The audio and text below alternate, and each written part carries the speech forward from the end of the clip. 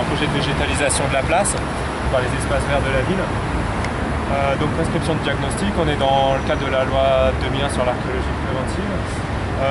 Et la prescription est motivée, étayée par la connaissance de l'enceinte, à la fois par les plans anciens, par le plan de Bâle. On savait qu'une fortification, qu'une section fermée le long de la Seine entre l'enceinte de Charles V qui est plus grande que l'enceinte de Philippe Auguste, qui se termine au sud des jardins Saint-Paul, et Charles V se termine plus à l'est, forcément, donc au sud de Bastille. Entre les deux, on a un vide le long de la Seine, et c'est cette section qu'on voit là, et qui est représentée sur un certain nombre de plans du XVIe siècle, à partir du XVIe et jusqu'au XVIIIe. Elle est conservée encore au XVIIIe, on le voit sur un plan de 1756 qui est conservé à l'Arsenal. Donc elle était très bien connue. Elle est bien connue aussi parce qu'elle a été observée pendant les travaux de la ligne 7 en 1928-29. Donc la commission déjà à l'époque se rend sur place. Mais elle est observée dans des conditions qu'on imagine. Elle est relevée par des ingénieurs qui font le métro. Et à l'époque, la commission note que le rempart est très peu fondé. Donc on imagine qu'ils ont dû être un peu noyés au milieu des gravats parce qu'il n'y a pas de raison. Donc c'est à l'emplacement du square actuel. Moi je ne pense pas qu'on change radicalement la mise en œuvre de l'enceinte dans le même contexte topographique comme hors de Seine. Donc je pense qu'ils n'ont pas observé dans des bonnes conditions l'enceinte. Donc c'est vraiment un chantier très intéressant parce que c'est la première fois qu'on l'observe dans les bonnes conditions. Et j'ajoute que c'est la seule partie en élévation de Charles V conservée à Paris. Elle a été observée en 1913 pendant des travaux de collecteurs, en 28-29 pendant les travaux de la ligne 7. Mais depuis, on ne l'a jamais observée. Donc c'est la première fois qu'on peut vraiment faire des observations précises, techniques, des relevés précis à la fois de l'élévation et de la fondation.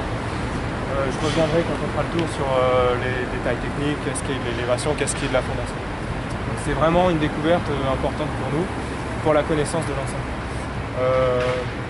On n'a pas d'autre partie en élévation, tout simplement parce que sur l'emplacement des grands boulevards, en gros, elle suit les grands boulevards, elle se ferme au Louvre au Carrousel. Alors au Carrousel, j'ajoute que c'est le fossé qu'on a, c'est le chemisage du fossé, c'est pas l'élévation en elle-même. Et à l'emplacement des grands boulevards, elle a complètement disparu parce qu'elle se situait sur une levée de terre. Donc quand ils ont voulu combler le fossé qui était très important, ils faisaient une trentaine de mètres de large, en fait ils ont comblé avec la levée de terre qui elle-même venait du creusement des fossés. Donc en fait logiquement ils auraient boulé le rempart et la levée de terre dans les fossés en avant de l'enceinte. Donc on n'en a aucune trace. Voilà. Donc on savait qu'elle était là, mais on ignorait l'inconnu, c'était son état de conservation et sa mise en œuvre en quelque sorte, quoi. Parce qu'on a une coupe assez schématique qui date de 1928. Et la deuxième divergence qu'on a par rapport au relevé de 1928, c'est qu'eux notent un fruit du mur qui s'étend sur une hauteur de 2 mètres. On a un fruit sur 2 mètres d'élévation, donc sur plusieurs assises, au moins 6 ou 7. 7 assises je crois. Alors que là on voit que le fruit qu'on observe, il s'étend que sur 3 assises, sur 80-90 cm. Donc on a au moins 2 points de divergence par rapport aux observations de 1928. Donc ça c'est assez intéressant de noter ça. C'est aussi l'occasion de noter un certain nombre de points. On en parlait tout à l'heure, la nature des calcaires, donc ça c'est des observations qui n'étaient pas faites à l'époque, les prélèvements de mortier, le prélèvement des marques de tâcherons qu'on va pouvoir comparer avec Vincennes notamment, parce qu'une des problématiques c'est la chronologie de l'enceinte qui est très mal connue. On sait, voilà, on le sait dans tous les manuels, c'est 1358, Étienne Marcel, défaite de Poitiers, alors ils construisent en 1358, on sait qu'ils creusent le fossé et qu'ils font la levée de terre, c'est tout. Voilà. On se doute qu'ils maçonnent dans ce premier jet les portes, Saint-Antoine, Saint-Honoré, etc. Mais sinon, on n'a aucune idée de la chronologie des différentes faces architecturales de l'enceinte, à quel moment ils maçonnent l'élévation en elle-même, et à quel moment ils ferment ce petit côté, en quelque sorte, ce petit côté le long de la Seine. Tout ça, c'est des inconnus. Et si on retrouve des marques de tâcherons communes avec Vincennes ou avec d'autres bâtiments de cette époque-là, ça peut nous donner des points de repère, des terminus post-quoi, enfin des terminus pour dater, on appelle ça des terminus post-quoi mais antequem, en gros pour caler, pour réduire la fourchette chronologique à l'intérieur de laquelle la construction a pu avoir lieu.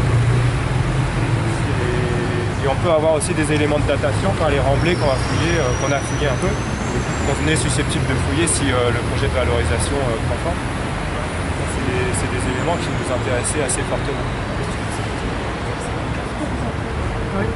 Alors les marques de détachement, c'est la signature des tailleurs de pierre. C'est les signes.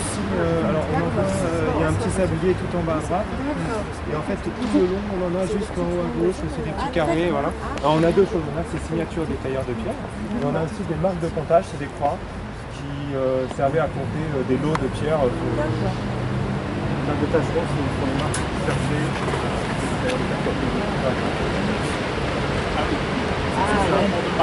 C'est ce qu'on appelle les trous de boulin, c'est des trous d'échafaudage. En fait, ils montaient les échafaudages pour monter au fur et à mesure les parements. Sur les enceintes, sur les enceintes médiévales, c'est moins le cas. En fait, ça correspond plus certainement à une attache de plancher qui pouvait appartenir à un squat postérieur. Enfin, en gros, quand l'enceinte a plus servi, ils sont collés à l'enceinte à un moment, ils ont monté une construction annexe. Parce qu'on n'est qu'à 2 mètres du sol. Donc ça ne peut pas vraiment correspondre à un aménagement défensif type Gigoli ou voilà, on est trop près de refondation, donc voilà, on est à. Voilà, on va faire le tour, on le verra mieux. Je vais aborder là plusieurs points, donc vous voyez très bien, alors il y a la question de l'interruption. Pourquoi est-ce qu'on a cette brèche dans l'enceinte, cette discontinuité c'est parce qu'en fait, il y a eu un phénomène de récupération des matériaux à l'époque moderne. Au XVIe ou au XVIIe, ils sont passés à travers. Et c'est ce qui dessine ce fantôme un peu circulaire. On voit que la fondation, il y a un espèce de creusement, on devine le creusement. Et en fait, ils ont fait un puits pour aller récupérer les blocs de calcaire. Et en fait, ça se traduit comment? Déjà par ce trou dans l'enceinte. Et au fond, on retrouve la semelle de fondation. Donc ils n'ont pas récupéré l'intégralité, ils ne sont pas allés jusqu'au bout, ils en ont eu marre. Donc on retrouve la semelle qui file sous les remblais et qui en fait elle est continue quoi. Et donc il y a ce trou et au fond quand ils ont récupéré les matériaux, on voit qu'ils ont retaillé sur place parce qu'on a un lit d'éclats calcaires. Ah ouais. Il y a quelques blocs et des éclats, il y a une couche de 30-40 cm dans laquelle on a retrouvé du matériel médiéval mais aussi 15e, 16e, fin 16e siècle. Alors ça correspond au moment où on réaménage aussi le quartier. Il y a les Célestins qui s'installent, il y a l'Arsenal, il y a les Célestins. Donc peut-être qu'à un moment ils ont eu besoin de matériaux, ils en ont profité. Alors ce qui est un peu étonnant par contre, c'est qu'ils se soient attaqués à la fondation comme ça, ce qui n'est pas le plus pratique, et pas l'élévation. Alors une des hypothèses, il y a 2 hypothèses principales. Une c'est l'accès au quai, l'accès à la Seine, ils ont eu besoin de vraiment passer à travers, pas tant de récupérer les matériaux, ça a été une conséquence de ce besoin-là, ils avaient besoin de passer et au passage ils se sont servis. La deuxième hypothèse c'est qu'en fait ils ont récupéré quelque chose qui était préexistant ici, une tour, un ouvrage, et en fait ils se sont mis à l'intérieur, ils ont démoli ce qui était joli, et pas des blocs dégrossis de la fondation, mais en fait ils ont récupéré un parement que nous on voit plus. Donc on a cette impression, ce négatif semi-circulaire, un peu circulaire, et on comprend pas ce qui s'est passé parce qu'en fait ce qu'ils ont récupéré n'est plus là. Cette hypothèse-là, elle a été un peu, elle est repassée en tête parce que je ne sais pas si vous avez fait attention là-bas, on a accolé en fait à la fondation, tout au fond du sondage, on a une espèce de petit muret qui est à l'extérieur du tracé, qui est accolé à la fondation. Et là, on est vraiment en sous-sol, on est vraiment en fondation, on est sous le niveau de circulation médiale. Donc on a une fondation qui est à l'extérieur du tracé principal, comme s'il y avait un dispositif annexe ou accolé, ou je sais pas. Enfin, une canalisation ou une tour. Enfin, la tour, moi j'y crois pas trop. Pourquoi? Il y avait la question de la tour qui se posait sur le plan de balle. On a une dizaine de tours figurées tout le long. Et depuis le début, comme on dit au rugby, depuis le début, on se posait la question de ces tours, où elles sont, comment elles sont fondées, à quoi elles ressemblent. Il y a un plan qui les montre carré, un autre rectangulaire. Monsieur Garetta a parlé de casemates sous les sous-sols de l'Arsenal, ce qui est hautement improbable pour moi. Et donc on les cherchait. Et voilà qu'on tombe sur ces contreforts complètement méconnus, jamais observés jusqu'à présent. 2 contreforts, 2 extérieurs de 90 cm, 2 intérieurs d'une quarantaine, donc un pied 3 pieds en termes médiévaux. Et ces contreforts figurent d'ailleurs sur le pont du comte d'Argenson de 1756. On a une dizaine d'occurrences de répétitions comme ça, 2 contreforts, 20 mètres, 2 contreforts, 20 mètres, 2 contreforts. Et en fait, on a très probablement des tours, des échauguettes, qui n'ont pas des fondations pleines, mais en fait qui s'appuient sur le parement, et qui, comme sur les remparts d'Avignon, on a des systèmes de contreforts qui, je le note au passage, sont chaînés à la fondation principale. Donc c'est le même programme architectural. Dès le début, ils ont construit la fondation, l'élévation avec ces contreforts chaînés dedans. Donc c'est pas des ajouts postérieurs qui seraient venus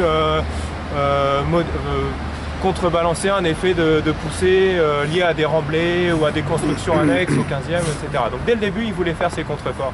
Et en fait, très probablement, on a des tours. Alors Avignon, en fait, ce sont des contreforts, comme ça.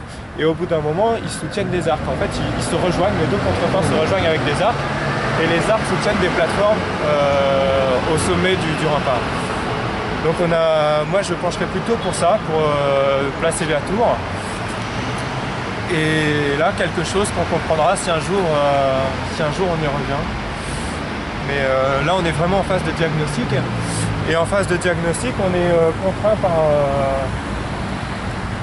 par le temps, par les contraintes techniques, la sécurité. Donc là, on ne pouvait pas aller au-delà, quoi.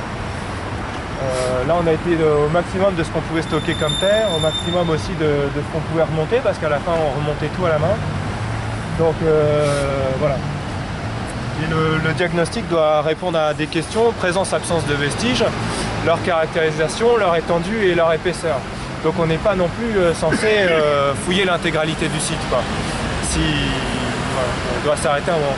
Donc ça, ce sont des questions secondaires, quoi.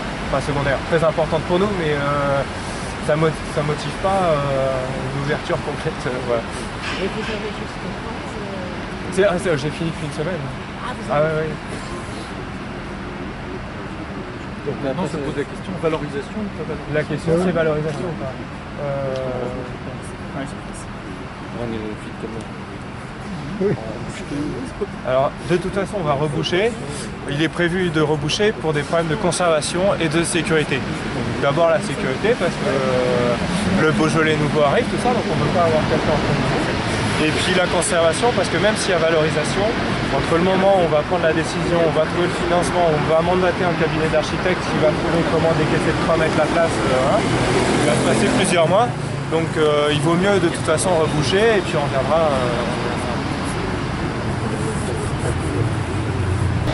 C'est un mur qu'on a dû, qui n'est pas daté par la stratigraphie et par le matériel.